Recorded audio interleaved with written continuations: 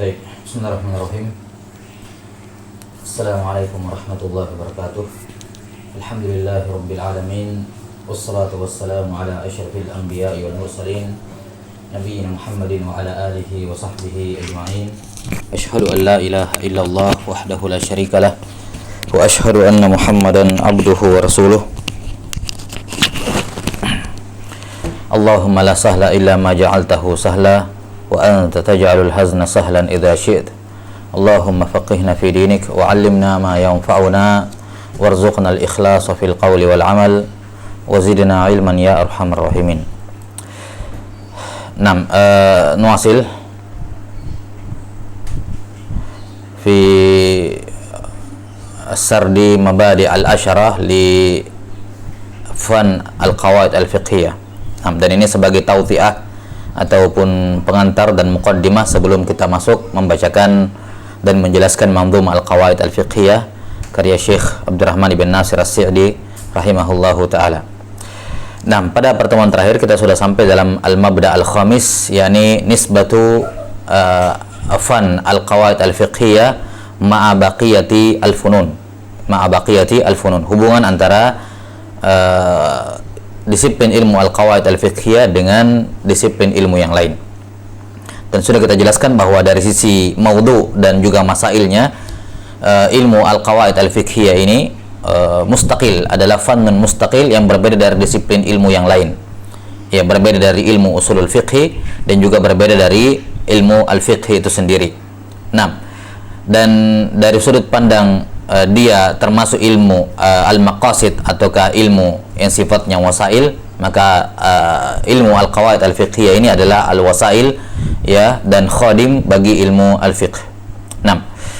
Kemudian al-mabda yang ke-6, al-mabda as-sadis, inna mabadiya, kata Sabban rahimahullahu taala, inna mabadiya kulli fannin 'asharah, al-hadd wal mawdu'u thumma ats-tsamarah wa fadluhu wa nisbatun wal wadi'. Ini yang ke-6, siapa yang meletakkan ilmu al-qawaid al-fiqhiyah pertama kali. Ketika para ulama mengatakan mengenai siapakah peletak pertama suatu disiplin ilmu, siapakah peletak pertama suatu disiplin ilmu, maka yang mereka maksudkan adalah siapa ulama pertama yang menyusun karya tulis, ya, siapa ulama pertama yang menyusun karya tulis dalam disiplin ilmu itu dan tidak bercampur dengan disiplin ilmu yang lain. Ini yang dimaksud di sini. Bukan yang dimaksud dengannya adalah siapa orang yang pertama kali mengetahui ilmu ini atau memperkenalkan ilmu ini. Bukan itu yang dimaksud. Kenapa? Karena secara umum semua ulum syariah, ya, baik yang secara langsung maupun tidak secara langsung, ini tentunya sudah ada dari zaman dahulu. Bahkan seperti qawaid Arabiyah tentunya itu sudah ada sebelum Islam datang. Ya, qawaid Arabiyah, ya, dengan semua macam jenisnya, ini tentunya sudah ada bahkan sebelum Islam datang. Ya, sebelum Islam datang. Demikian pula ulum syariah yang ada, ya, baik itu berupa ilmu tajwid, kemudian ilmu al-mustalahul hadis, al-qawaid al-fiqhiyah dan seterusnya. Demikian pula usulul tafsir, usulul fiqh. Ini semuanya sudah ada, ya, sudah ada di zaman Rasulullah sallallahu alaihi wasallam, tapi belum menjadi suatu disiplin ilmu. Kenapa? Karena hal tersebut sudah maklum di kalangan mereka, ya. Yakni hal tersebut terpatri dalam dada mereka secara langsung, ya. Kenapa? Karena ulum syariah secara umum itu berpulang kepada qawaid lughawiyah, ya.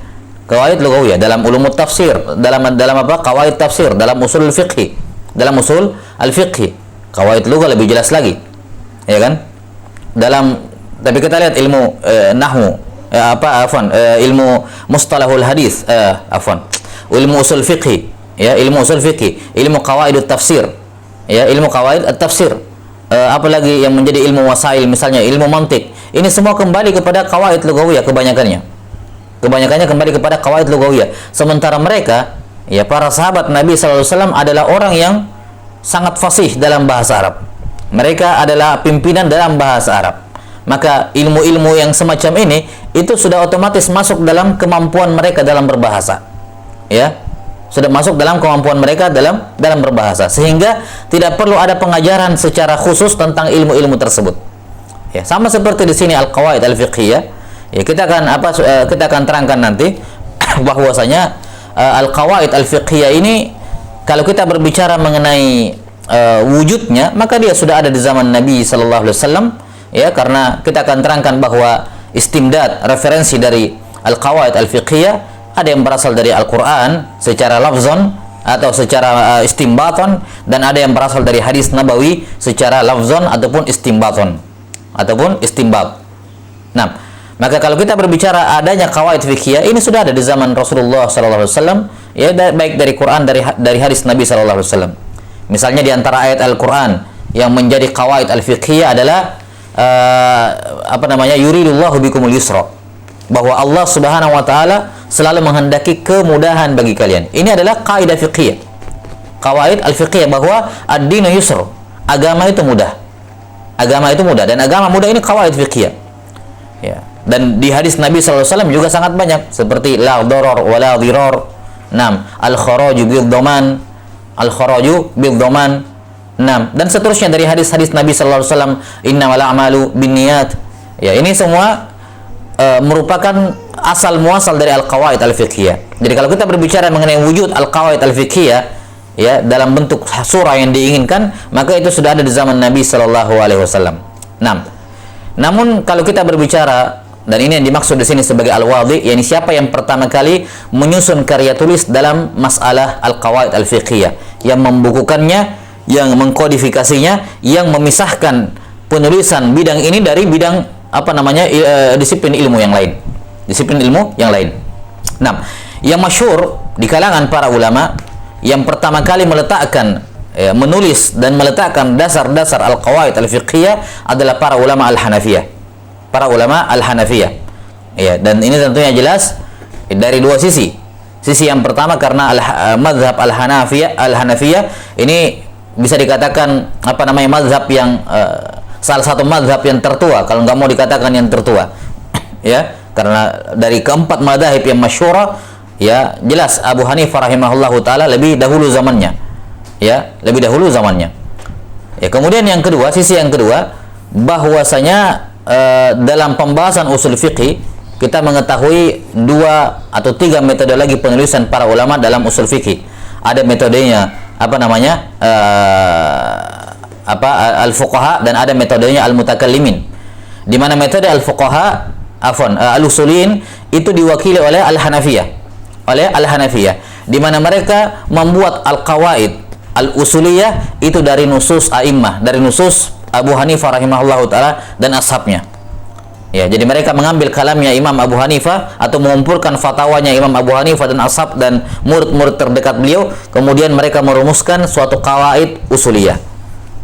Dan ini juga sebenarnya amalan yang ditempuh oleh para ulama al-Hanafiyah dalam membentuk qawaid usuliyah dalam mazhab mereka, itu merupakan cara yang sama yang dilakukan oleh para ulama dalam membentuk qawaid al-fiqhiyah, dalam membentuk al-qawaid fiqhiyah. Sebagaimana sudah kita terangkan sebelumnya, bahwa al-qawaid fiqhiyah asalnya adalah dengan istiqra', penelusuran terhadap masail furu'iyah, ya, masail al-furu'iyah, dari Al-Quran maupun hadis Nabi sallallahu alaihi wasallam, ya, yang dari adilah tafsiliyah dari Al-Quran maupun Sunnah, kemudian dicari ishtibah di antara masail tersebut. Ya, ketika didapatkan kemiripan dari banyak masail ini, ada kemiripan hukum dan juga dari sisi dalil, maka kemiripan inilah yang kemudian dijadikan dalil sebagai qawaid al-fiqhiyah. Ya, maka al-Hanafiyah rahimahullahu taala, tariqah mereka dalam menyusun al-qawaid usuliyah itu merupakan nafsu tariqah di kalangan para ulama dalam menentukan ataupun menyusun al-qawaid al-fiqhiyah.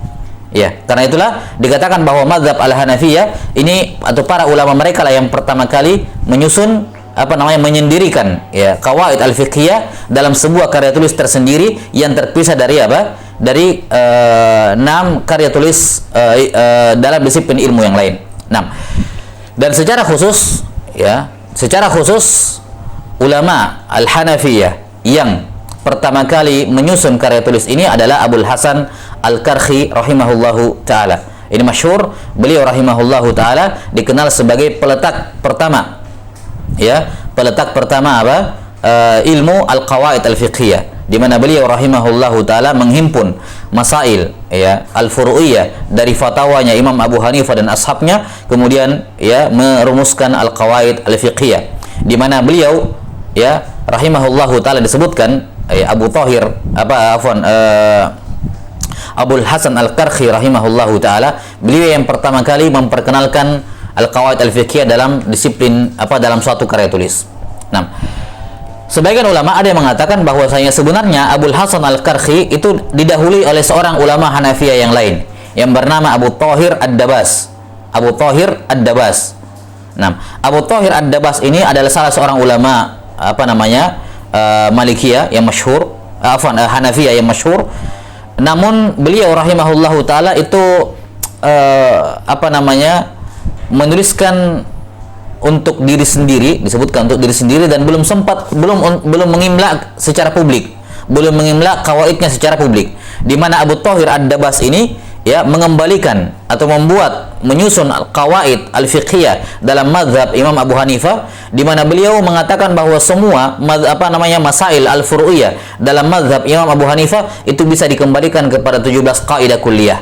Semuanya bisa dikembalikan, ditarik, dirujuk kembali kepada 17 al-qawaid 17 al-qawaid al-kulliyah, 17 kaidah kulliyah. Nah, dan sebagian ulama mengatakan bahwa kelihatannya Abul Hasan Al-Karhi ini ya mengambil dari Abu Thahir Ad-Dabas ini ya, karena dia qarin ya semasa hidupnya ya, sama berguru juga Abul Hasan Al-Karhi ini dengan Abu Thahir Ad-Dabas. Maka sebagian ulama mengatakan bahwa kelihatannya Abul Hasan Al-Karhi itu mengambil ya ke-17 kaidah kulliyah yang dituliskan oleh Abu Thahir Ad-Dabas, lantas beliau menambahkan kumpulan tambahan kawaid yang lain sampai menjadi 40 kaidah.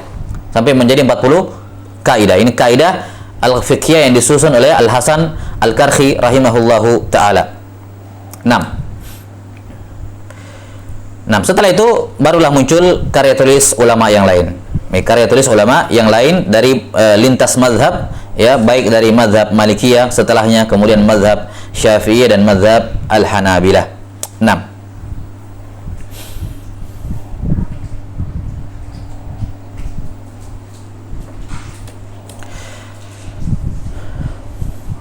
Baik, ini peletak peletak ilmu al-qawaid al-fiqhiyah. 6. Kemudian dan Abul Hasan Al-Karhi rahimahullahu taala disebutkan wafat tahun 340 Hijriah. Jadi ulama abad ke-4 Hijriah. Ulama abad ke-4 Hijriah. Nah, kemudian al-mabda yang ke-7. Walismul istimdad hukmu syari'. Ya, mabda yang ke-7 adalah ism. Apa nama untuk disiplin ilmu al-qawaid al-fiqhiyah ini? Secara umum ada dua penamaan yang masyhur di kalangan para ulama. Yang pertama nama al-qawaid. Ya, ada buku-buku al-qawaid. Buku-buku al-qawaid, kita akan terangkan nanti. Banyak dari para ulama yang menamakan atau memberikan judul untuk kitabnya dalam al-qawaid al-fiqhiyah dengan nama al-qawaid. Al-qawaid. Kemudian di antara nama yang masyhur juga adalah al-ashbah wan nadhair. Al-ashbah wan nadhair. Ini salah satu penamaan dari ilmu al-qawaid al-fiqhiyah. Jadi al-qawaid ini ditinjau dari sisi kaidahnya, sementara penamaan al-ashbah wan nadhair itu dari sudut pandang furu yang ada di bawahnya. Yani furu ini satu sama lain ashbah ya, dan nadhair. Mereka nadhir, masalah ini adalah syabih dengan masalah ini. Masalah ini nadhir dengan masalah ini. Maka dikatakan al-ashbah wan nadhair. Jadi penamaan al-qawaid ditinjau dari sudut pandang kaidahnya, dan penamaan al-ashbah wan nadhair ditinjau dari sudut pandang furu'nya. Nah, ini al-ism, nama-namanya. Kemudian qala rahimahullahu taala atau kata As-Sabban rahimahullahu taala, walismu al-istimdad. Walismu al-istimdadu hukmu syari'. Baik, berikutnya al-istimdad. Istimdad itu adalah referensi dari mana al-qawaid al-fiqhiyah diambil.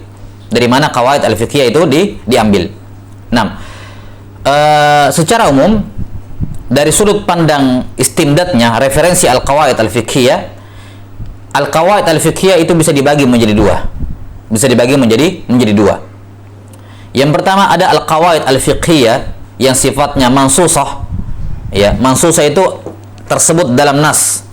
Tersebut apa? Dalam nas. Mansusah. Yani lafadznya seperti itu sesuai dengan nas, baik dari Quran maupun dari sunnah atau ke ijma' misalnya, atau dia mansus dari ucapan para sahabat.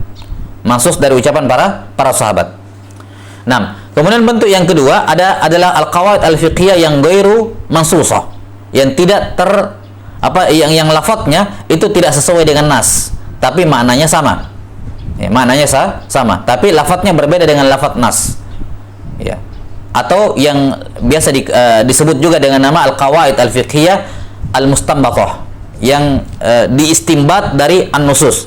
Jadi dia tidak mansus, tapi dia diistimbat, diambil dari apa?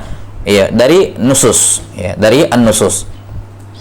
Nah, dari sini kita bisa mengetahui, dari pembagian ini kita bisa mengetahui bahwasanya istimdad, ya, referensi awal qawaid al-fiqhiyah secara umum ada dua. Ada dari nusus Quran was sunnah, ya, dan ada selain dari Quran dan sunnah berupa ijma' atau qiyas atau qaulus sahabi atau qaulul a'immah ya. Jadi al-ijma' ataupun qaulus sahabi, saya tadi bilang qiyas ya, salah ya. Al-ijma', qaulus sahabi atau qaul a'immah. Jadi Al-Quran dan sunnah dan tiga hal ini, ya. Al-ijma', kemudian qaulus sahabi, dan qaul al-a'immah dari para ulama setelah para sahabat. Nah, maka secara umum ada 5 referensi dari al-qawaid al-fiqhiyah. Yang pertama adalah Al-Quranul Karim. Al-Quran Al-Karim. Tidak diragukan ini merupakan asal dari referensi al-qawaid al-fiqhiyah. Di dalam Al-Quran ada banyak ya sekali lafaz-lafaz atau ada banyak sekali ayat Al-Quran yang menjadi dasar dalil dari al-qawaid al-fiqhiyah. Misalnya firman Allah yang kita sebutkan tadi, firman Allah Ta'ala, yuridullahu bikumul yusra wa la yuridu bikumul usra. Iya, ini adalah kaidah dari apa? Yang masyhur di kalangan para ulama, al-masyaqqah sababun lit-taisir. Sababun lit-taisir.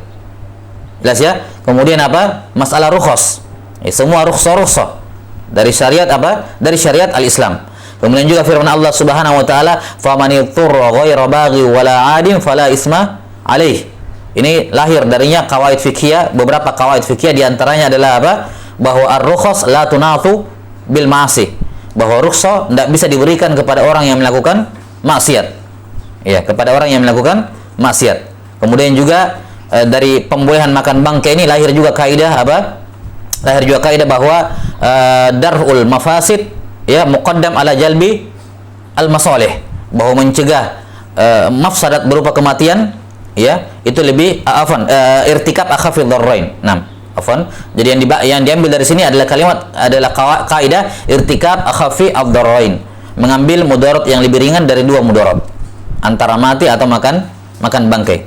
Kemudian pada firman Allah Ta'ala, faman yadhurra ghaira baghin wala 'adin, diambil kaidah ad-darurat tuqaddaru biqadariha, bahwa yang darurat itu dilakukan sesuai dengan kebutuhan, tidak boleh lebih.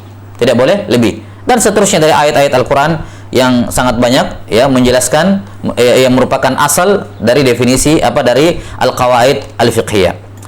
Ini referensi yang pertama. Kemudian juga firman Allah Subhanahu wa taala misalnya wa ahallallahu al-bai'a. Ini adalah kaidah fiqhiyah bahwa al-aslu fil muamalat al-maliyah adalah al-ibahah atau al-hil. Hukum asal pada semua muamalah keuangan, transaksi keuangan adalah boleh. Dari firman Allah Ta'ala wa ahallallahu al-bai'ah.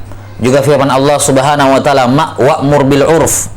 Perintahkanlah dengan urf. Ini diambil darinya kaidah al-'ada muhakkamah. Al-'ada muhakkamah atau kaidah fikih di kalangan para ulama, al-masyrutu urfan kal masyruti lafdhan. Bahwa sesuatu yang disyaratkan secara urf itu sama seperti yang disyaratkan secara terlafalkan.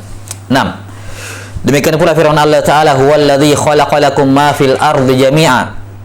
Ya, ini merupakan asal dari kaidah fiqhiyah, al-aslu fil asya' al-ibahah. Al-aslu fil asya' al-ibahah. Baik, ini referensi yang pertama, istimdad yang pertama dari qawaid fiqhiyah yaitu Al-Qur'an. Ya, walaupun tidak ada yang qawaid fiqhiyah tidak ada yang lafaz persisnya seperti Quran. Ya, ini yang masyhur di kalangan para ulama ya. Tidak ada yang lafadznya persis seperti lafadz Quran, tapi bila syak ya kita sudah melihat tadi bagaimana korelasi ya ataupun istimbat yang diambil oleh para ulama dalam menyusun al-qawaid al-fiqhiyah dari Al-Qur'an. Kemudian referensi yang kedua, masdar yang kedua adalah as-sunnah. Nah, ini as-sunnah lebih banyak lagi. Bahkan pada sebagian hadis itu lafadznya dijadikan sebagai apa? Sebagai qawaid fiqhiyah, nasson. Ya, lafadznya seperti itu. Seperti la dharar wala dhirar. Ya, al-kharaju bid-dhaman. Al-kharaju bid-dhaman. Ini kan lafadznya Nabi sallallahu alaihi wasallam langsung. Ya, atau misalnya innad dina yusrun, bahwa agama itu mudah. Ini nas tegas. Ya, diambil langsung dengan apa? Dengan nasnya dari Rasulullah sallallahu alaihi wasallam. 6. Demikian pula innamal a'malu binniyat, tentunya. Innamal a'malu binniyat. 6. Dan juga sabda Nabi sallallahu alaihi wasallam yang lain. 6. Ini referensi atau masdar yang kedua. Kemudian istimdad yang ketiga, referensi yang ketiga adalah al-ijma. Adalah al-ijma. Nah, para ulama juga merumuskan kaidah fiqhiyah dan itu menjadi ijma, walaupun lafadznya tidak sesuai dengan nusus Quran dan Sunnah, namun tidak diragukan bahwa kandungannya ini berasal dari Quran dan Sunnah, dan lafadznya itu dijadikan apa? Ijma di kalangan para ulama. Misalnya ada kaidah fiqhiyah al-ijtihad la yanqudu atau la yunqadu bil ijtihad, bahwa suatu ijtihad tidak boleh dibatalkan dengan ijtihad yang lain. Ya, ini sepakat di kalangan para ulama akan kaidah ini. Kemudian di antara referensi yang lain adalah ucapan sahabat. Ini masdar yang keempat dari qawaid fiqhiyah, yaitu ucapan para sahabat. Dan para sahabat radhiyallahu anhum ajmain mengucapkan beberapa ucapan yang kemudian menjadi kaidah bagi orang-orang yang belakangan. Orang-orang belakangan. Iya. Misalnya ucapan Abdullah bin Abbas radhiyallahu taala anhuma. Nah, beliau berkata, kullu syai'in ajazahul malu falaysa bitolaq. Kullu syai'in ajazahul malu falaysa bitolaq. Segala sesuatu, yakni maksudnya yang dimaksud di sini adalah perpisahan, ya, perpisahan suami istri. Semua bentuk perpisahan, ya, semua bentuk perpisahan antara suami istri yang dibolehkan, ya, dengan timbal balik berupa harta, maka itu bukan talak. Itu tidak terhitung sebagai talak. Nah, ini qawaid fiqhiyah, walaupun lebih spesifik ke arah dhabit. Nanti kita akan terangkan apa perbedaan antara al-qawaid al-fiqhiyah dengan ad-dhabit. Nah, ini referensi yang keempat, ya, ucapan sahabat atau para ulama setelah para sahabat. Ini kita gabungkan saja, ucapan sahabat dan para ulama setelah para sahabat. 6. Di antaranya ucapan Ibrahim An-Nakhai rahimahullah, dan beliau seorang tabi'in. Kata Ibrahim An-Nakhai, kullu furqatin kanat min qibali rajul fahiya talaq. Semua perpisahan, yakni suami istri, ya, yang arahnya atau sumbernya yang mengeluarkannya, yang menyatakannya adalah laki-laki, maka itu dianggap sebagai talak. 6. Demikian pula ucapan Imam Asy-Syafi'i rahimahullahu taala, ya, la yunsabu ila sakitin qaul. Ya, ini diambil kawaid fikih yang diambil dari Imam Syafi'i rahimahullah, ucapan beliau bahwa orang yang diam tidak boleh dinisbatkan padanya ucapan. Tidak boleh dinisbatkan padanya ucapan. Nah, demikian pula murid dari Imam Abu Hanifah, Muhammad ibn Hasan Asy-Syaibani, ya, yang juga merupakan murid dari Imam Malik, dan darinya lah Imam Syafi'i mengambil mazhab al-Hanafiyah. Kata Muhammad ibn Hasan Asy-Syaibani, al-ajr wad-dhaman la yajtami'an. Upah dan ganti rugi tidak mungkin berkumpul. Yani kalau ada seorang bawahan, dia mengerjakan sesuatu, kemudian dia diupah dengannya, kemudian terjadi sesuatu dalam prosesnya, maka dia tidak boleh diberikan, tidak boleh dituntut. Tidak boleh dituntut kalau memang dia sudah melakukannya sesuai dengan SOP-nya misalnya, kemudian tiba-tiba terjadi sesuatu yang tidak diinginkan, maka dia tidak boleh dituntut. Kenapa? Karena dia diupah untuk itu. Maka upah dan tuntutan ganti rugi itu tidak bisa bertemu dalam satu waktu. Nah, ini secara umum masdar yang keempat dari al-qawaid al-fiqhiyah, yaitu qaulus sahabi faman ba'dahum, dan setelah sahabat. Kemudian masdar al-qawaid al-fiqhiyah berikutnya adalah al-qawaidul lughah, qawaidul lughatil arabiyyah, dan ini akan kita lalui. Ada banyak atau ada beberapa qawaid al-fiqhiyah yang asalnya merupakan qawaid lughawiyah. Misalnya alif lam listighraqil jinsi, atau apa lafaz-lafaz yang menunjukkan umum. Ya, seperti alif lam listighraqil jinsi, atau mufradul mudhaf yaum, atau an-nakiratu fi siyaqin nafi aw an-nahyi aw asy-syarti aw istifham yufidu al-umum, tufidu al-umum. An-nakiratu fi siyaqi al-itlaq tufidu an-nakiratu fi siyaqil isbat tufidu al-isbat, tufidu al-itlaq. Nah, an-nakiratu fi siyaq al-isbat tufidu al-itlaq. Nah, ini semua qawaid lughawiyah. Ini semua qawaid lughawiyah. Nah, atau misalnya al-aslu fil kalam al-haqiqah. Al-aslu fil kalam al-haqiqah ini juga termasuk al-qawaid al-qawaid al-fiqhiyah. Taib, ini masdar yang kelima. Kemudian masdar yang keenam, dan ini yang terakhir, adalah dari al-aql. Dua dari yang terakhir ya. 6 adalah dari al-aql. 6. Ada juga beberapa qawaid fikih yang diambil dari qawaid aqliyah. Misalnya at-tabi' tabi'. Yang namanya mengikut, dia cuma mengikut. At-tabi' tabi'. Ini ada beberapa masail dalam muamalah keuangan menggunakan kaidah ini. At-tabi' tabi'. Nah, seperti misalnya dalam masalah jual beli ya, dalam proses khars, ketika menebak jumlah buah yang ada di pohon ketika akan dikeluarkan zakatnya dan dia sudah nampak baiknya. Nah, demikian pula dalam zakat hewan ternak, at-tabi' tabi'. Nah, ini adalah qawaid fikih yang diambil dari al-aqliyat, qawaid aqliyah. Nah, kemudian yang terakhir, istimdad qawaid fikih yang terakhir adalah dari hasil istiqra. Nah, sebenarnya ini al-istiqra ini bisa dikembalikan kepada sebelum-sebelumnya ya. Nah, cuma sebagian ulama menyendirikannya.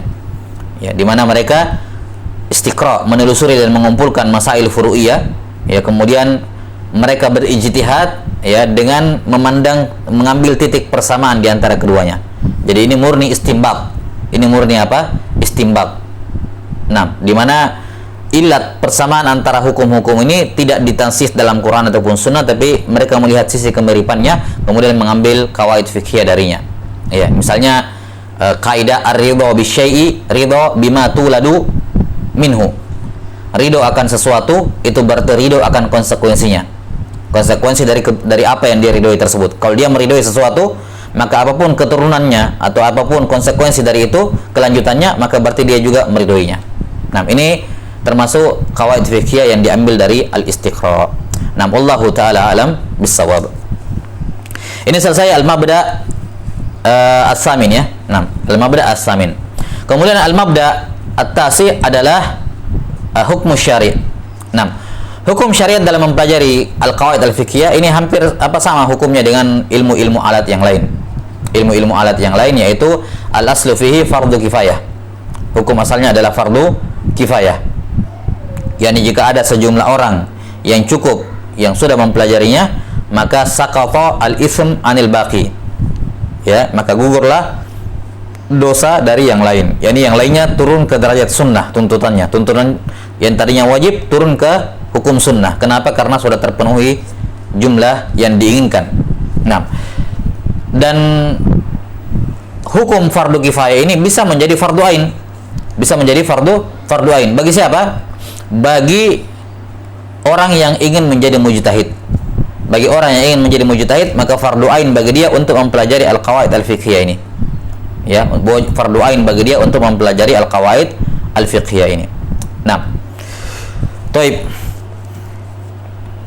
Kemudian yang terakhir adalah al-mabda al-ashir adalah masail. Wa masailu wal ba'du bil ba'd iktafa wa man darul jami'a hadza syarafa. Nah, apa masail al-qawaid al-fiqhiyah? Sudah kita terangkan sebelumnya bahwa al-qawaid ini merupakan penjabaran dari maudhu. Ya, kalau kita berbicara misalnya kayak kalau kita maudhu, anggaplah misalnya visinya, sementara masail adalah misinya, yakni penjabaran dari visi tersebut. Maka masail adalah penjabaran dari maudhu. Penjabaran dari al-maudhu. 6. Seperti kita sebutkan kemarin dalam pembahasan nahwu. Nahwu maudhu'nya adalah al-kalimatul arabiyah min haitsu at-tarkib atau inda tarkibiha. Itu maudhu'nya nahwu. Sementara untuk masailnya ya semua abwab, semua fusul dalam apa? Ya, kitab semacam Ajurromiyah misalnya, ya. Itu semua masailnya. Maka al-qawaid al-fiqhiyah ya, maudhu'nya kemarin adalah apa namanya? Kesamaan ya, atau kumpulan masail ya, kumpulan masail furu'iyah yang mutasyabih ya, yang melahirkan kaidah. Ini maudhu'nya ya. Maka masailnya adalah ya, semua masail itu. Masailnya adalah semua kawaid yang lahir dari apa? Tasyabuh di antara semua masail al-furu'iyah. Masail al-furu'iyah. Dan ini kemudian dibagi oleh para ulama menjadi beberapa jenis dari sisi masail. Mereka mengatakan masail al-qawaid al-fiqhiyah itu terdiri dari ada qawaid dalam ibadah, qawaid fil ibadat. Kemudian ada kumpulan al-qawaid fil muamalat. Kemudian ada al-qawaid fi al-usrah, yakni ankihah, at-talaq dan hal-hal yang berkenaan dengannya. Kemudian ada al-qawaid fi al-jinayat, dalam hukum-hukum pidana, Kemudian ada al-qawaid dalam as-siyasah asy-syar'iyyah. Al-qawaid dalam as-siyasah asy-syar'iyyah. Ini masailnya. Ya. Dan walaupun para ulama ketika menulis qawaid al-fiqhiyah itu macam-macam ya, macam-macam. Ada yang menyebutkan begitu saja ya, tanpa ada urutan tertentu, menyesuaikan dengan bentuk nazam, sesuai dengan nazam. Seperti di sini As-Sa'di rahimahullahu taala, beliau menyebutkan qawaid fiqhiyah sardan begitu saja tanpa ada urutan tertentu. Urutan tertentu.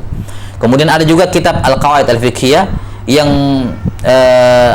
menyusun qawaid fiqhiyahnya berdasarkan tertib alfabetis dari alif, ba, ta sampai ya.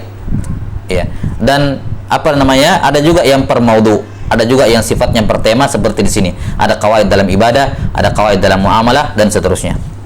Taib, wallahu taala alam bisawab. Ini selesai al-mabadi al-asyarah dari ilmu al-qawaid al-fiqhiyah. 6. Kemudian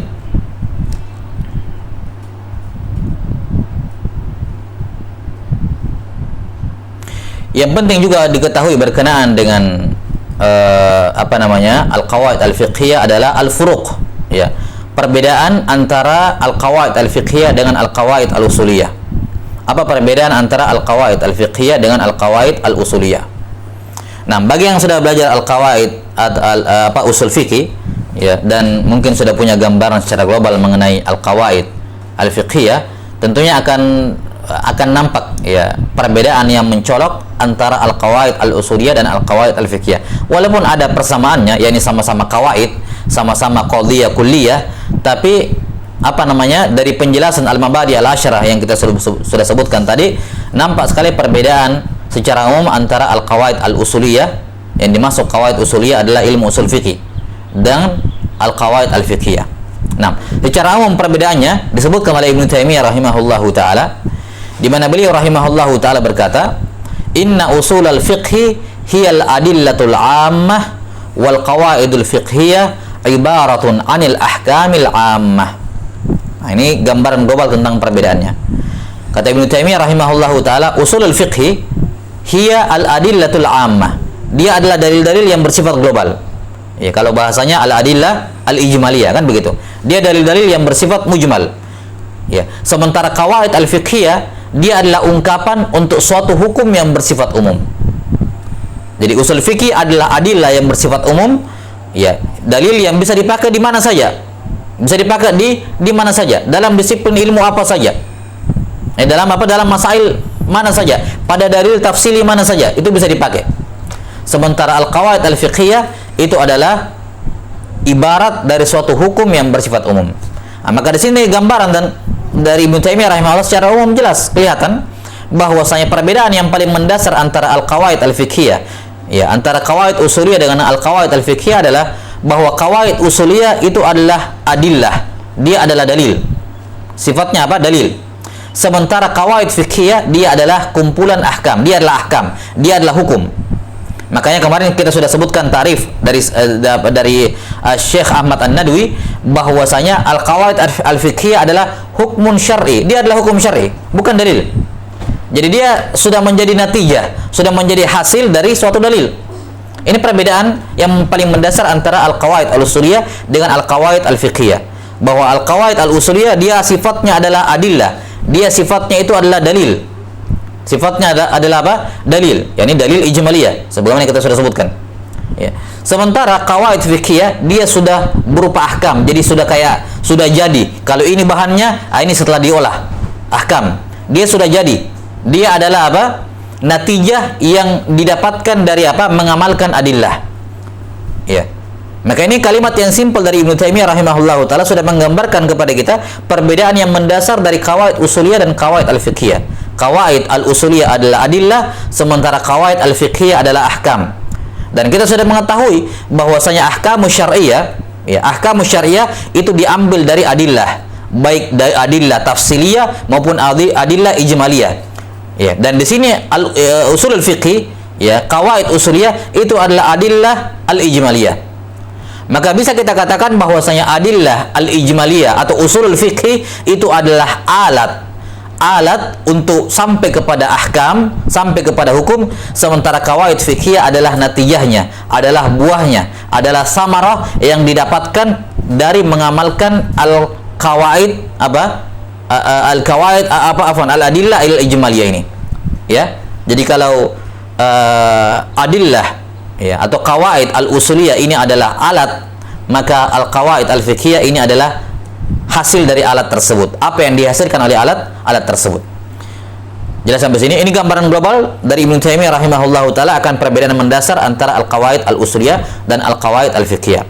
Karena itulah dari sini para ulama kemudian mengeluarkan beberapa perbedaan, ya, dari kalimat yang ringkas seperti ini, ucapan Ibnu Taimiyah rahimahullahu taala, ya. Kita bisa memahami beberapa perbedaan yang disebutkan oleh para ulama, ya, antara kedua jenis ilmu ini, qawaid fiqhiyah dan qawaid usuliyahnya. Ya, kita bisa memahami perbedaan yang mereka sebutkan ini kalau kita memahami kalamnya Ibnu Taimiyah yang kita sebutkan tadi. Baik.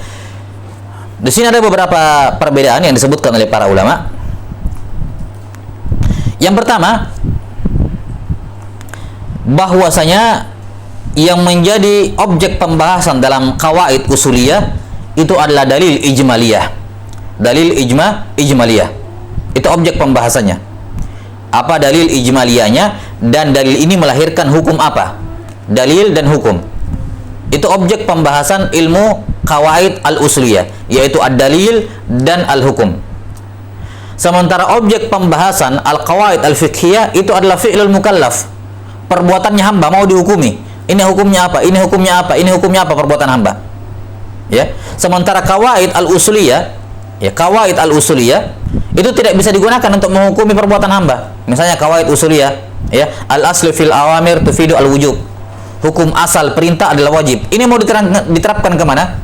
Tidak mungkin diterapkan ke perbuatan hamba, ya, karena ini berbicara mengenai apa? Hukum perintah. Hukum perintah, dan perintah itu adalah hukum, ya, hukum syar'i, kan begitu. Al-amr itu hukum syar'i. Ya, berbeda dengan qawaid fiqhiyah, ketika dikatakan al-amalu binniyat, itu langsung bisa diterapkan ke perbuatan hamba. Ke perbuatan hamba. Jelas ya? Jadi ini yang kita sebutkan tadi, bahwasanya dari kalam Ibnu Taimiyah, maksud saya bahwa qawaid fiqhiyah dia adalah adillah, ya, adillah, sementara qawaid fiqhiyah adalah hukum yang digunakan untuk diterapkan kepada perbuatan mukallaf, ya, ke perbuatan mukallaf. Taib, ini perbedaan yang pertama dari sisi masail, ya, pembahasan yang ada di dalamnya. Kemudian perbedaan yang lain antara qawaid usuliyah dan qawaid al-fiqhiyah, bahwa qawaid usuliyah itu betul-betul bersifat kulliyah, tidak ada istisna, tidak ada pengecualian di dalamnya. Ketika dikatakan al-aslu fil awamir tufidu al-wujub, maka semua perintah asalnya adalah wajib sampai ada qarinah yang memalingkan. Ya, ketika ada yang keluar dari kaidah ini, bukan karena dia dikecualikan, tapi pasti karena ada qarinah sehingga dia keluar dari perintah. Misalnya ada perintah tapi menunjukkan makna sunnah, itu keluar bukan karena dikecualikan, tapi keluar karena adanya qarinah. Jadi kaidah usuliyah itu bersifat kulliyah, mutlak. Ya. Sementara kaidah usuliyah sudah kita sebutkan tadi pada pertemuan sebelumnya, dia adalah kaidah aglabiyah. Selalu ada pengecualian. Selalu ada pengecualian. Ini perbedaan yang kedua. Kemudian perbedaan yang ketiga, ya, antara al-qawaid usuliyah dan al-qawaid al-fiqhiyah, bahwasanya dari sisi waktu munculnya, ya, yang mana lebih dahuluan lahir, qawaid usuliyah atau qawaid al-fiqhiyah, ya, kata para ulama bahwa yang secara zaman, secara kronologis itu seharusnya secara akal, ya, secara zihin, ya, dan juga diwaki kenyataan bahwa qawaid usuliyah itu lebih dahulu muncul dibandingkan qawaid fiqhiyah. Qawaid usuliyah lebih dahulu muncul dibandingkan qawaid fiqhiyah. Kenapa? Karena kita sudah sebutkan tadi dari kalamnya Ibnu Taimiyah bahwa qawaid usuliyah itu bagaikan alat, sementara qawaid fiqhiyah adalah apa yang dihasilkan oleh alat tersebut. Dan tidak diragukan alat lebih dahulu ada dibandingkan hasilnya. Kan begitu? Iya. Misalnya, saya kasih contoh al-qawaid al-usuliyah berupa tadi al-amru fil al-aslu fil awamir tufidu al-wujub. Tufidu apa? Al-wujub. Ya. Ini dalil, ini kaidah usuliyah digunakan untuk banyak masail. Digunakan untuk banyak dalil-dalil. Digunakan untuk memahami berbagai macam bentuk dalil tafsili, ya, dalil tafsili dari berbagai macam dalam berbagai bidang atau disiplin ilmu, ya, ataupun abwab dalam agama. Bisa diterapkan untuk seluruhnya. Nah, kemudian setelah digunakan qawaid usuliyah ini lahirlah banyak ahkam. Lahirlah banyak ahkam. Nah, hukum-hukum yang lahir ini, hukum-hukum yang lahir dari qawaid usuliyah ini, nanti para ulama melihat hukum-hukum ini ada yang mutasyabih atau tidak. Nah, yang mutasyabih, yang mirip, yang memiliki nadhair dikumpulkan menjadi satu. Yang ini dicari persamaannya dikumpulkan di sini. Yang satu dikumpulkan di sana. Kemudian setelah didapatkan persamaan, ya, di antara keduanya, maka persamaan inilah yang kemudian menjadi qawaid al-fiqhiyah. Jadi al-qawaid al-fiqhiyah itu diambil dari masalah furu'iyah. Diambil dari masalah furu'iyah yang sejenis, yang memiliki kemiripan. Ya, sementara masail furu'iyah itu tidak bisa dikeluarkan kecuali dengan menggunakan ya, adillah atau qawaid usuliyah. Jadi qawaid usuliyah itu melahirkan menelurkan hukum-hukum dalam masalah furu'iyah. Sementara qawaid al-fiqhiyah itu adalah buah dari menggabungkan masail furu'iyah yang memiliki kesamaan dan keserupaan. Ya, maka jelas sekali bahwa al-qawaid al-fiqhiyah itu merupakan, kalau kita bilang mungkin cucunya dari qawaid usuliyah. Karena qawaid usuliyah melahirkan ahkam al-furu'iyah, kemudian ahkamul furu'iyah yang sama dikumpulkan jadi satu dan diambil titik persamaannya, ya, jadilah qawaid al-fiqhiyah. Baik, ini beberapa perbedaan. Kemudian di antara perbedaan yang lain, bahwasanya qawaid al-usuliyah itu tidak bisa dijadikan dalil. Ya, tidak bisa dijadikan Tidak bisa dijadikan dalil untuk menghukumi fi'lul mukallaf. Berbeda dengan qawaid al-fiqhiyah. Qawaid al-fiqhiyah itu bisa dia tughni anil dalil. Dia bisa mencukupi dari dalil. Bahkan kalaupun kita berdalil dengan qawaid fiqhiyah, itu sudah cukup tanpa perlu menyebutkan dalilnya.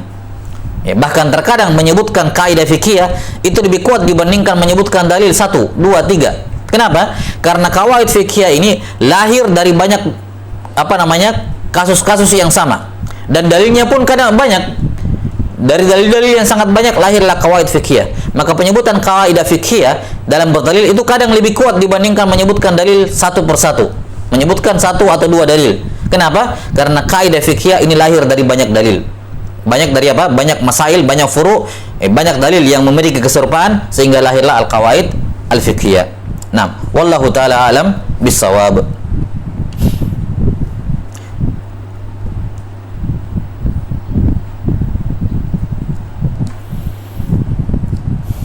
Baik, ini saya kira beberapa perbedaan yang mendasar antara al-qawaid al-usuliyah dengan al-qawaid al-fiqhiyah. Nah, kemudian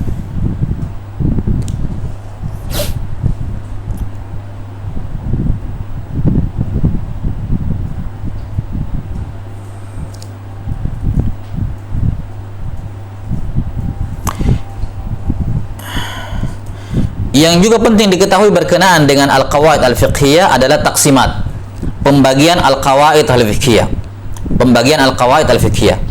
Dan sebenarnya taksimat pembagian al-qawaid al-fiqhiyah ini bisa masuk dalam pembahasan masail ataukah masuk dalam pembahasan maudhu, ya, maudhu. Tapi sengaja saya sendirikan di sini biar lebih terfokus, ya, biar lebih terfokus. 6. Taksimat al-qawaid al-fiqhiyah, pembagian al-qawaid al-fiqhiyah. Ketika kita menyebutkan masail tadi di mabda yang ke-10, sebenarnya kita sudah sebutkan ya, ada isyarat. Ya, isyarat qawaid al-fiqhiyah itu terbagi menjadi beberapa jenis dari sudut pandang maudhu'nya, dari sudut pandang temanya. Ya, ini taksim yang pertama, kita jadikan saya taksim yang pertama, qawaid fiqhiyah dari sudut pandang maudhu'nya itu ada beberapa tema atau ada beberapa bagian dari sudut pandang maudhu' atau temanya. Yang pertama ada al-qawaid al-fiqhiyah atau al-qawaid fil ibadat. Kemudian yang kedua ada al-qawaid fi al-muamalat al-maliyah. Kemudian ada al-qawaid fi al-usrah, ya, fi ahkam al-usrah. Kemudian ada al-qawaid al-fiqhiyah fil jinayat, dan juga yang terakhir al-ahkam asy-syar'iyyah fi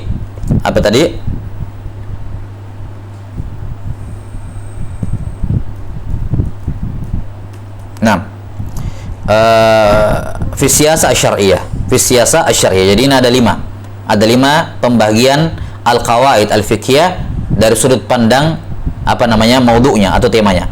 Kemudian juga sudah berlalu tadi taksim al-qawaid al-fiqhiyah dari sudut pandang apakah dia mansus atau dia mustanbathah. Ya, ada qawaid al-fiqhiyah yang sifatnya mansus dari Quran dan Sunnah, yakni lafadznya Quran, lafadznya Sunnah sama persis, itu diambil 100% menjadi sebuah kaidah. Itu namanya kaidah fiqhiyah yang mansusah, yang mansus dari Quran ataupun Sunnah. Dan ada juga qawaid fiqhiyah yang sifatnya mustanbathah, yakni istimbat dari Quran dan Sunnah, bukan seperti lafadznya tapi diambil maknanya. Seperti misalnya lafadznya innamal a'malu binniyat, maka diambil kaidah al-umuru bimaqasidiha, al-umur bimaqasidiha. Atau lafadznya misalnya yuridullahu bikumul yusra, diambil istimbat darinya al-masyaqqah tajlibu atau sababun litaysir misalnya. Nah, ini taksimat ya, pembagian al-qawaid al-fiqhiyah. Kemudian pembagian yang ketiga, sudut pandang yang ketiga, taksim al-qawaid al-fiqhiyah dari sudut pandang syumul atau tidaknya. Dari sudut pandang syumuliyahnya. Ya, dari sudut pandang syumuliyahnya. Ini secara umum terbagi menjadi 3. Terbagi menjadi 3. Yang pertama, ada al-qawaid ya, al-fiqhiyah ya, yang bersifat syumuli, melingkup hampir sebagian besar masail al-furu'iyah, ya, yang tidak ada yang keluar darinya kecuali sedikit sekali. Jadi kaidah qawaid fiqhiyah yang bersifat syumul, yang bersifat menyeluruh, yang tidak ada yang keluar darinya kecuali sedikit sekali. Ini jenis yang pertama. Contoh kaidah ini misalnya qawaid al-khamsa al-kubra. Al-qawaid al-khamsa al-kubra. 5 kaidah yang besar ya, yaitu al-umur bimaqasidiha. Ini kita pakai bahasa yang masyhur di kalangan para ulama ya, al-umur bimaqasidiha. Nah, kemudian al-masyaqqah sababun litaysir, kemudian ad-darar yuzal, kemudian al-yaqin la yazul bisyak, dan yang kelima al-ada muhakkamah. Al-ada muhakkamah. Ini 5 qawaid kubra ya, 5 qawaid kubra yang sangat sedikit sekali masail yang keluar dari 5 ini. Ini jenis yang pertama, yakni qawaid yang tashmalu furu'an katsira min abwabin katsira, yang mencakup banyak sekali furu' pada berbagai macam furu' dalam berbagai macam permasalahan. Tidak ada yang keluar darinya kecuali sedikit. Kemudian yang kedua, ada qawaid yang tashmalu furu'an min abwabin muta'addidah, tapi jumlahnya terbatas. Ya, yakni tidak sebanyak yang pertama. Jadi ada qawaid fiqhiyah yang tidak hanya berlaku di satu bab tertentu, di satu kitab tertentu, ya, tapi berlaku di banyak abwab, dalam toharo terpakai, dalam sholat terpakai, dalam ini terpakai, dalam ini terpakai. Tapi masail ataupun furu' yang tercakup di dalamnya tidak sebanyak yang pertama, tidak sebanyak jenis yang pertama, tidak seperti al-qawaidul khamsah yang pertama. 6. Misalnya kalimat kaidah di kalangan para ulama, idza jtama al-halal wal haram ghulliba al-haram. Idza jtama al-halal wal haram ghulliba al-haram. Kalau berkumpul pada suatu perkara al-halal dan haram, maka lebih didahulukan sisi keharamannya, yakni ditinggalkan. Ini bisa masuk dalam beberapa abwab, tapi furu'nya juga tidak luas. Kenapa? Karena ini hanya berlaku untuk suatu perkara yang berkumpul di dalamnya halal dan haram. Boleh atau tidak boleh? Ya. Jadi cakupan kaidah ini lebih sempit dibandingkan yang pertama. Namun ini bisa dipakai di bab tohara misalnya, ya. Ketika berkumpul antara air najis dengan air suci, kita nggak tahu, tidak bisa dibedakan yang mana, maka didahulukan sisi larangannya. Ya, ketika dalam masalah muamalah ini banyak, dalam masalah muamalah tentunya ketika berkumpul halal dan haram, maka didahulukan sisi keharamannya. Baik. Kemudian jenis yang ketiga, ada kaidah fikih yang hanya berlaku di satu bab tertentu, tidak berlaku di bab-bab lain, tidak seperti yang kedua. Jadi yang kedua, dia masih berlaku di banyak bab, tapi furu'nya itu sedikit, tidak banyak. Berbeda dengan yang pertama. Kalau yang pertama berlaku di semua bab dan di furu' yang sangat banyak. Yang kedua, berlaku di semua bab, tapi furu'nya tidak banyak seperti yang pertama. Jenis yang ketiga, dia hanya berlaku di satu bab tertentu. Misalnya berlakunya di bab toharo saja. Bahkan ada yang berlaku di bab air saja, tidak berlaku di bab najasa. Iya, tidak berlaku di bab najasa. Atau bab dalam jual beli saja, dalam buyu. Itu pun khusus dalam bab riba saja, dalam bab riba. Tidak berlaku di masalah ijarah, tidak berlaku di masalah mudharabah dan selainnya. Ya. Jadi ini kaidah fikih yang paling sempit. Kenapa? Karena hanya terbatas pada bab tertentu atau bahkan pada masalah tertentu. Ya. Nah, untuk kaidah untuk jenis yang ketiga ini para ulama memberikan penamaan khusus. Ya. Kenapa? Karena dia sifatnya lebih sempit, paling kecil, maka mereka memberikan penamaan khusus yang mereka namakan sebagai dhabit. Jadi dhabit fiqhiyah. Ya, dhabit fiqhiyah ini yang kita sudah sebutkan tadi. Kita jelaskan perbedaan antara qawaid fiqhiyah dengan dawabit fiqhiyah. Jadi sebenarnya dari sisi hakikat, dawabit fiqhiyah itu adalah bagian dari qawaid fiqhiyah. Cuman karena dia lebih sempit atau paling sempit, maka diberikan penamaan khusus oleh para ulama. Dawabit fiqhi atau dawabit al-fiqhiyah. Ya, jadi sebenarnya dia masuk dalam qawaid fiqhiyah, bagian dari qawaid fiqhiyah, tapi dia dalam ranah yang lebih sempit. Misalnya atau dhabit fikih misalnya al-ma'iyat, ya, al-ma'iyat, hukmul ma'iyat, hukmul ma'il qalil. Hukum benda cair selain air itu hukumnya sama seperti air sedikit. Ya, yakni susu satu drum besar susu kemasukan najis sedikit, ya, maka najis semua susu tersebut. Sama seperti air, jumlahnya sedikit di bawah 2 kullah, masuk najis langsung ternajisi, berubah tidak berubah. Ya, ini dhabit khusus berlaku dalam masalah air. Ini namanya dhabit fikih, bukan masuk dalam qawaid fikih, tapi diberikan nama khusus dikatakan dhabit fikih. Ya, dia dhabit fikih. Ya. Atau misalnya dalam masalah salat, mereka mengatakan bahwa semua duduk tahiyat yang setelahnya salam, maka duduknya duduk tawarruk. Ini dhabit fikih. Hanya dalam masalah itu saja, dalam masalah salat saja. Ya. Atau misalnya semua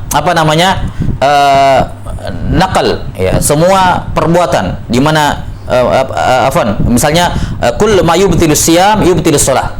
Segala hal yang membatalkan puasa itu juga membatalkan salat. Ini dhabit juga, hanya berlaku untuk masalah salat saja. Ya.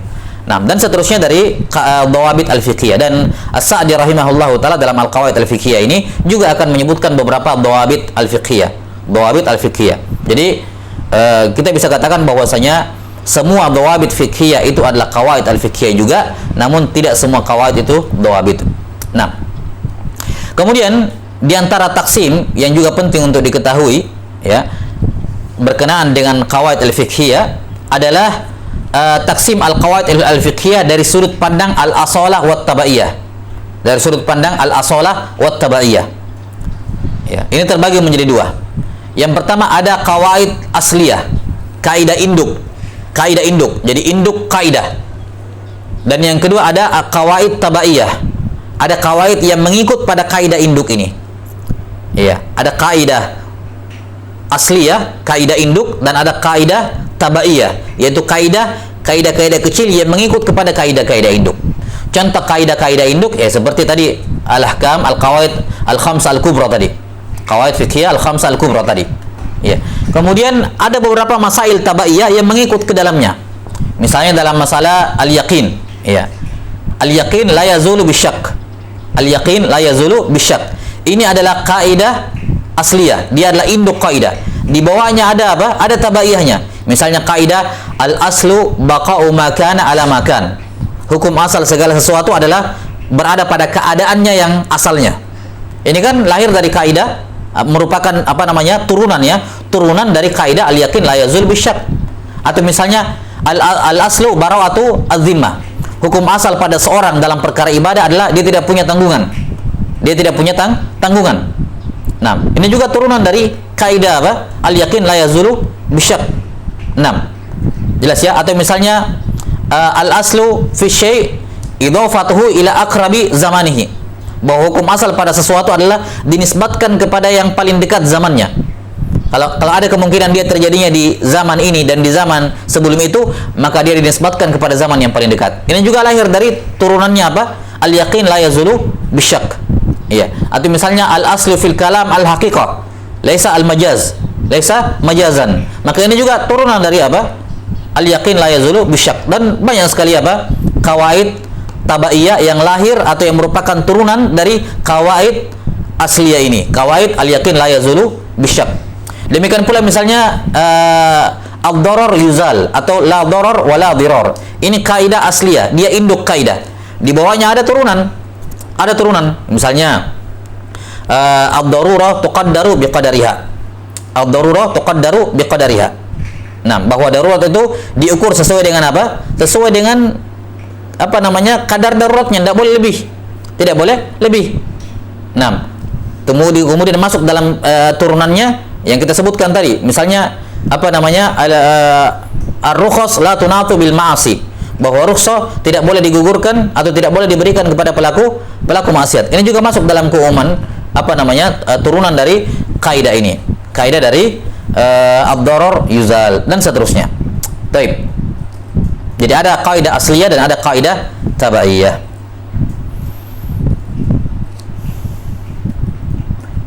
Nah, kemudian yang terakhir, ya, dan ini juga tidak kalah pentingnya, adalah penyebutan beberapa kitab al-qawaid al-fiqhiyah lintas mazhab.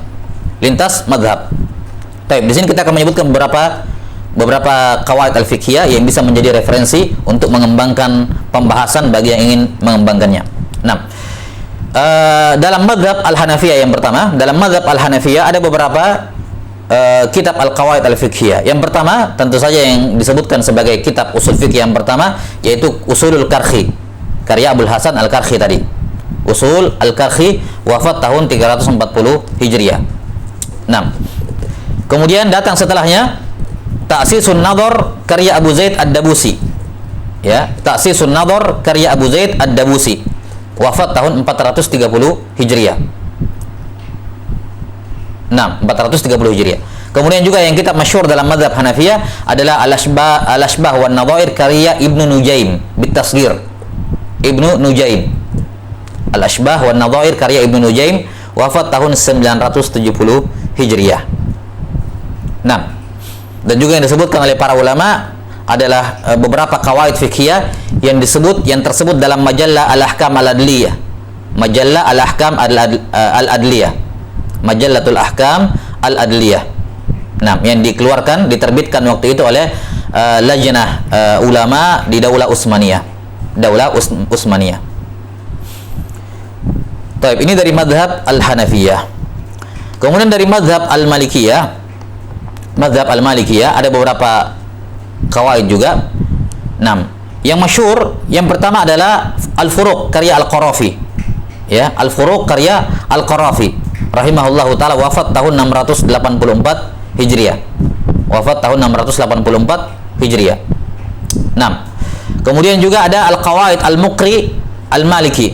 Al-Qawaid Al-Muqri Al-Maliki, wafat tahun 758 Hijriah. Kemudian yang ketiga ada Idhahul Masalik ila Qawaid Al-Imam Malik.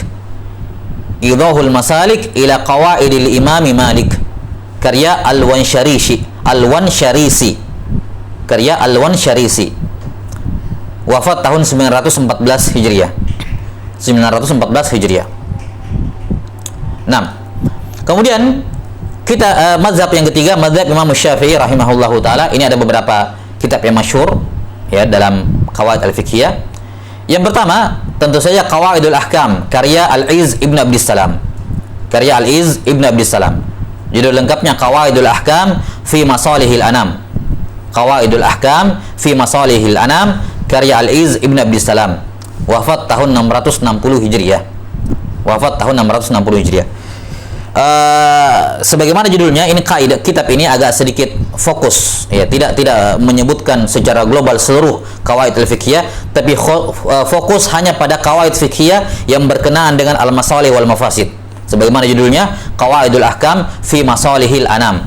Jadi, dan salah satu kaidah asliyah atau kaidah induk adalah kaidah dalam masalah apa? Al-masalih wal mafasid, dan itu banyak turunannya sebagaimana akan kita terangkan nanti pada kalamnya An-Nazim rahimahullahu taala. Ada banyak turunan atau ada beberapa turunan yang juga tidak kalah luasnya dari turunan al-masalih wal mafasid ini, kaidah seputar al-masalih dan al-mafasid.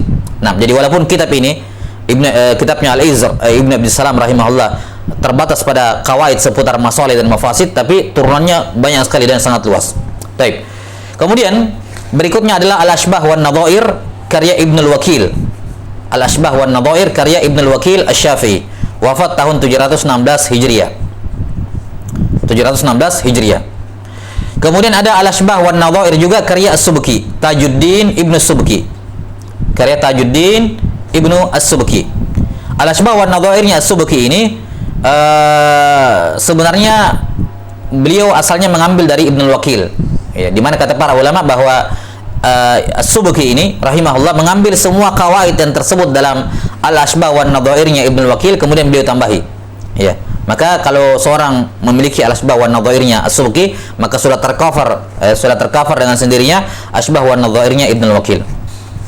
Nah, kemudian juga yang masyhur dalam salah satu kitab yang mufidah juga dalam qawaid al-fiqhiyah dalam mazhab Syafi'i adalah Al-Mansur fi Tartibil Qawaid al-Fiqhiyah. Al-Mansur fi Tartibil Qawaid al-Fiqhiyah karya Az-Zarkashi. Karya Az-Zarkashi rahimahullahu taala, wafat tahun 794 Hijriah. Wafat tahun 794 Hijriah. Ya, salah satu keunggulan kitab ini Al-Mansur fi Tartibil Qawaid al-Fiqhiyah itu kawaidnya diurutkan secara alfabetis dari alif sampai ya. Dari alif sampai ya. Kemudian juga Al-Ashbah atau Al-Qawaid ya, Al-Qawaid karya Abu Bakar Al-Hisni. Ya, karya Abu Bakar Al-Hisni. Wafat tahun 829 Hijriah. Ya. Dan yang terakhir, namun ini yang paling lengkap yang disebutkan oleh para ulama adalah kitab yang paling ajma ya, yang paling menghimpun semua qawaid fiqhiyah dalam mazhab Syafi'iyah adalah kitabnya As-Suyuti rahimahullahu taala, Al-Ashbah wan Nadhair. Al-Ashbah wan Nadhair karya As-Suyuti rahimahullahu taala, wafat tahun 911 Hijriah. Wafat tahun 911 Hijriah. Baik, kemudian yang terakhir dalam mazhab Al-Hanabilah. Dalam mazhab Al-Hanabilah yang pertama ada Al-Qawaid An-Nuraniyah karya Ibnu Taimiyah rahimahullah. Ya, Al-Qawaid An-Nuraniyah ya, karya Ibnu Taimiyah, wafat tahun 728 Hijriah. Kemudian juga tentu saja ada kitab Tahrir atau Taqrirul Qawaid wa Tahriril Fawaid. Taqrir Al-Qawaid wa Tahrirul Fawaid, atau yang lebih masyhur dikenal dengan Qawaid Ibn Rajab. Qawaid Ibni Rajab. Wafat tahun 795 Hijriah. Nah, kemudian ada Al-Qawaid Al-Kulliyah wa Dhawabit Al-Fiqhiyah karya Ibnu Abdul Hadi Al-Maqdisi. Ibnu Abdul Hadi Al-Maqdisi. Al-Qawaid Al-Kulliyah wa Dhawabit Al-Fiqhiyah karya Ibnu Abdul Hadi Al-Maqdisi, wafat tahun 909 Hijriah.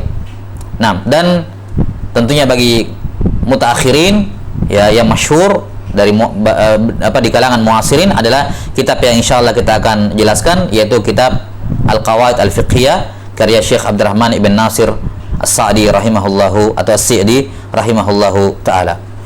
Taib.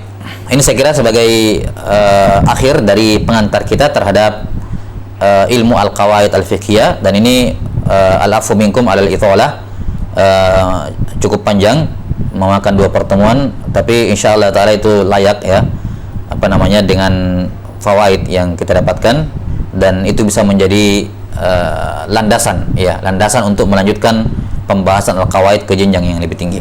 Nah, naktafi bihadzal qadar wal ilmu indallah. Nas'alullah ta'ala yu'allimana mimma yanfa'una wa ay yanfa'ana bima 'allamana innahu waliyyu dzalika wal qadiru alaih. Subhanakallahumma bihamdik asyhadu an la ilaha illa anta astaghfiruka wa atubu ilaik. Walhamdulillahi rabbil alamin. Assalamualaikum warahmatullahi wabarakatuh.